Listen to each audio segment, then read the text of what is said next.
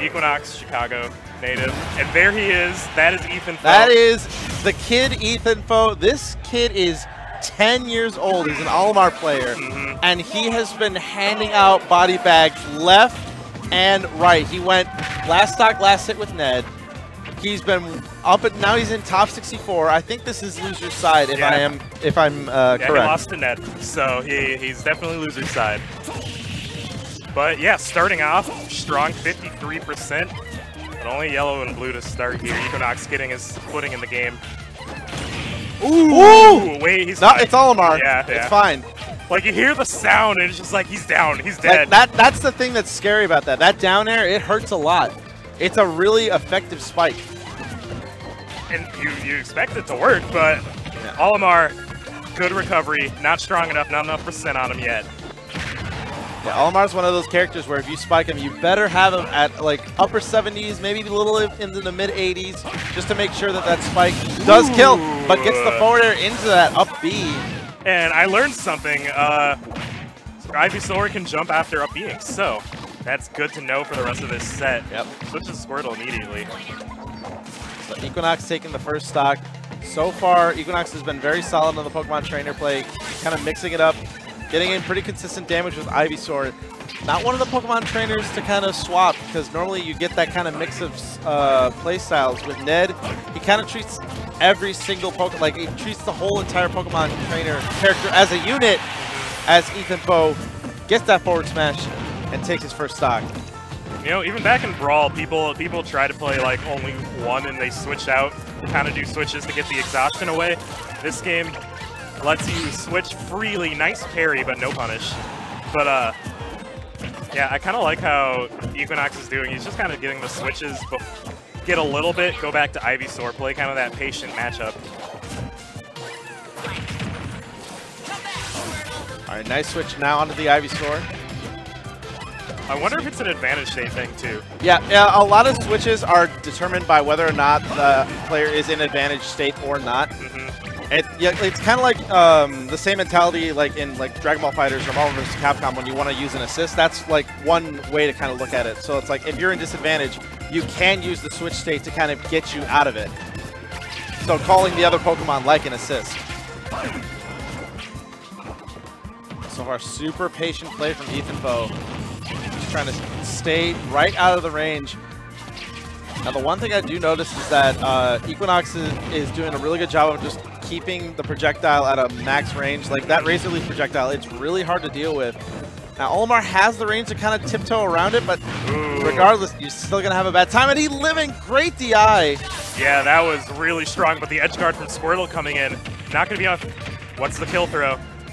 Not going to do it. No, not even enough. He's still living at 143. Is he gonna, oh, he is a heavy Pikmin. What's Ethanfo going to do to get this stock? He finally had center, but he's already back in the corner. He's got a heavy Pikmin on. Yep, that's going to do it. All right, Charizard on the switch. Oh, it gets past the spot dodge, and Ethanfo now bring it back to even stocks. This has always been an even game. I think the spot dodges are like the meta until people get carried down. Because, I mean, that was a grab that he dodged, but you act fast out of a spot dodge. All right, back to Ivysaur on the switch. Off stage, this is kind of dangerous because Ivysaur doesn't really do that well in disadvantage off stage, but Equin0x manages to make it back, gets into a grab, and now on the other side. Trapped in the corner, ducking around that up smash. I don't think Ethanfo's shown enough that he will go deep against Ivysaur. As much as that tether up B is there and he can jump after it, it still can be stuff. Well, the thing is that he also is acknowledging the type of Pikmin that's in his lineup because you don't really want to go deep when you have that purple Pikmin on you because it makes your recovery not as good. So if he gets reversed at all, that means that it's going to be harder for him to get back to stage.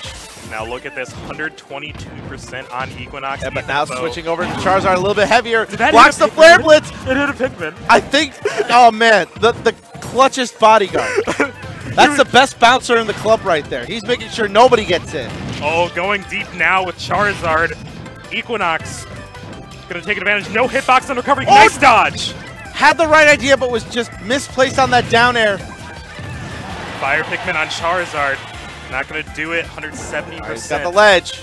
What's going to be the radar on the get up? The down smash, but getting hit by the electric, not going to be that much. And gets the read on his get up. The forward air, the crowd is coming alive. Yeah, no one tell him that's not very effective. That was...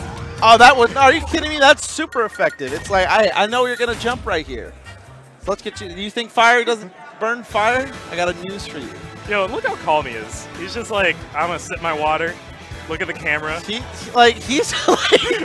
looking like, how did I even get up here?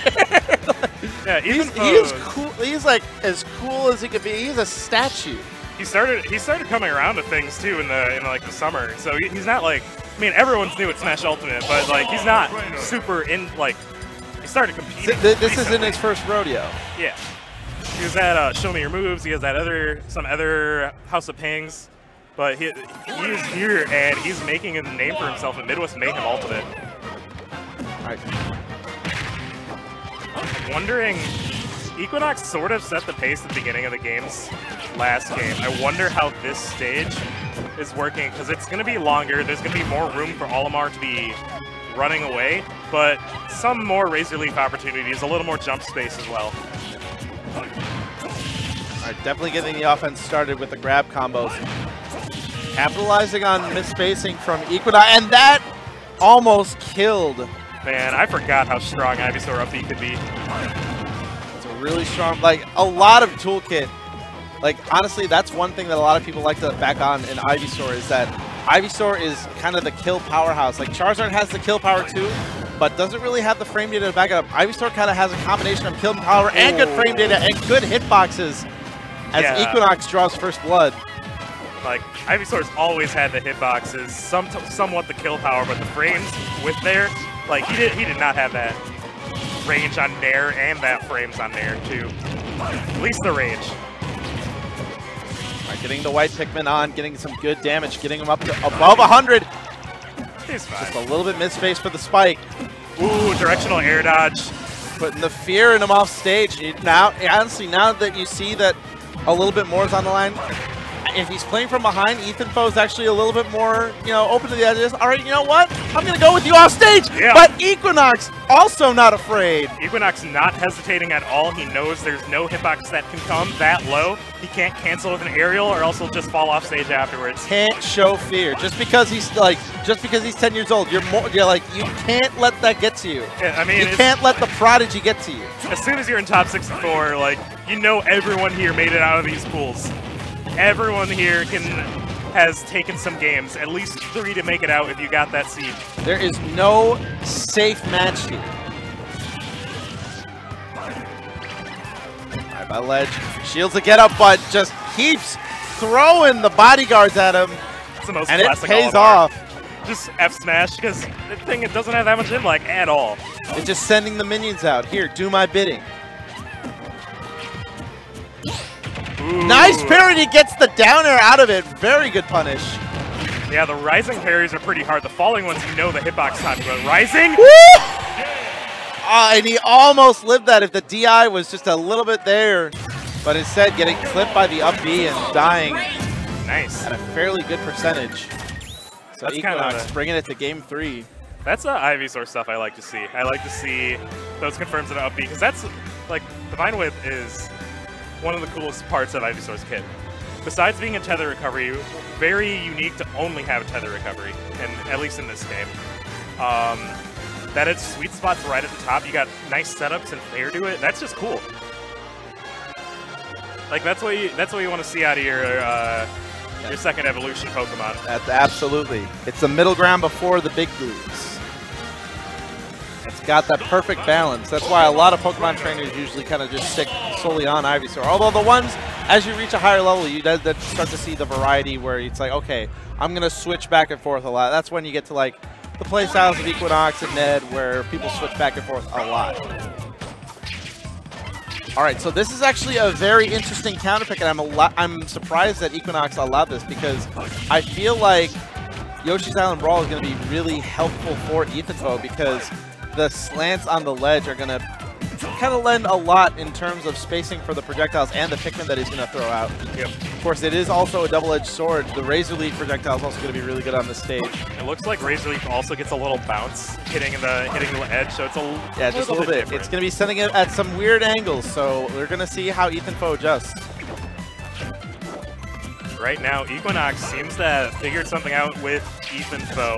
I think it's just he's waiting for a certain jump approach, certain side B, then approaching with fair. And whoa! And getting him with the air dodge in the air with the up air. I mean, air dodging can be good in this game, can be also be terrifying, and Equin0x proven why. And sticking with the Ivysaur, hasn't really switched yet. I don't think he needs. Oh, that was terrifying. The weight on the spot dodge at that percent. He was just stuck there, did not know what to do there. Making it back to ledge. Spacing out with the back airs. Wow. And just that wall of back airs, it's so oppressive by the ledge that you really do have to be careful with how you get up from it. Equin0x, I think he was trying to space out Ethanfo, and then as he drifted back, he started to pull out a press a button. And Ethan was like, yo, eat this F smash here. Ethanfo already catching up on the percent. Down throw into up B. Doesn't hit the sweet spot. I think he's starting to DI out of that combo a lot better. And he's also getting back to the stage a lot more smart. Normally that would have been a spike. As we saw in the last game, Equin0x is very good at sniping that kind of stuff out. Yeah, going under instead of going up, helping a ton. A lot less predictability on that recovery. Still, now Ethanfo, he made it back, but he still needs to get this percent on Equin0x. Yeah, he's trying to utilize the spacing, but that back throw, that looked like a little bit of bad DI, so that's really unfortunate. He's got him on his last stock now.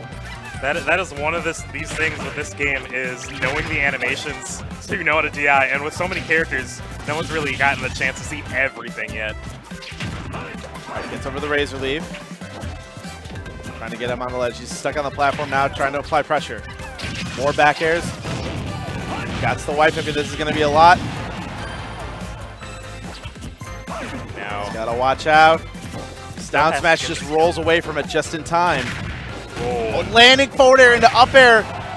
he basically got the body hitbox of that forward air too. Oh no, and that's going to do it. Equin0x Wait a with minute. the 2 stock.